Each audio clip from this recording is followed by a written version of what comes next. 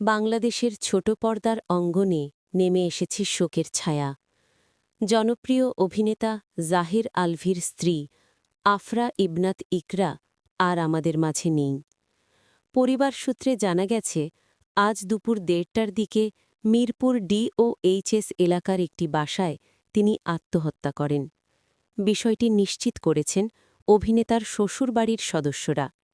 ইকরার ঘনিষ্ঠ এক আত্মীয় গণমাধ্যমকে জানান, ঘটনাটি অত্যন্ত মর্মান্তিক এবং আকস্মিক।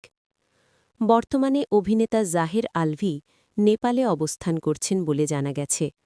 হঠাৎ এমন শোকাবহ সংবাদে তিনি মানসিকভাবে ভেঙে পড়েছেন। শোকাহত অবস্থায় এখনও পর্যন্ত তিনি গণমাধ্যমে কোনো বক্তব্য দেননি। ভালোবাসার গল্প থেকে ট্র্যাজেডি। ২০১০ সালে ভালোবেসে বিয়ে করেছিলেন জাহির আলভি ও আফরা ইবনাত ইকরা। দীর্ঘ দাম্পত্য জীবনে তাদের সংসারে রয়েছে একটি ছেলে সন্তান।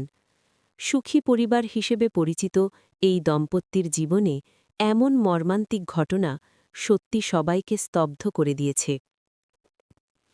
সিনেমা চর্চা বিডিএর পক্ষ থেকে আমরা গভীর শোক ও সমবেদনা জানাচ্ছি শোকাহত পরিবারটির প্রতি।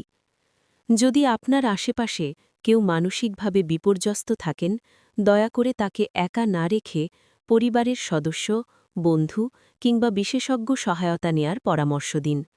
মানসিক স্বাস্থ্য সবার জন্যই গুরুত্বপূর্ণ। ভিডিওটি ভালো লাগলে লাইক, কমেন্ট ও শেয়ার করুন। সাবস্ক্রাইব করুন আমাদের চ্যানেল সিনেমা চর্চা বিডি, বিনোদন জগতের সর্বশেষ আপডেট পেতে।